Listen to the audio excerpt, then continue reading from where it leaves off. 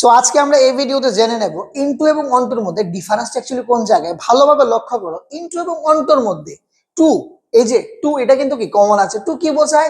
Two বোঝায় direction. So in means what? ভেতর। Exactly, ভালোভাবে শোনো।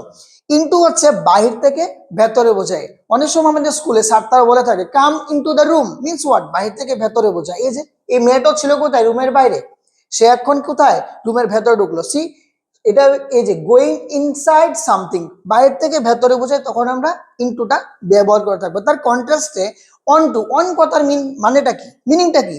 উপরে বোঝায়। ভালোভাবে জিনিসটা বলছো, যখন তুমি একটা কোনো কিছু উপরে গিয়ে বসে যাবে সারফেসে, on the top of the surface, এই যে going on the top of something or surface, তখনই আমরা ব্যবহার করবো কি? On two.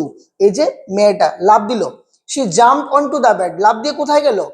বিছানার উপরে। সো ওই সময় আমরা অনটুটা ব্যবহার করে থাকবো। In a nutshell, into what? Going inside, অনটু is what? Going on top.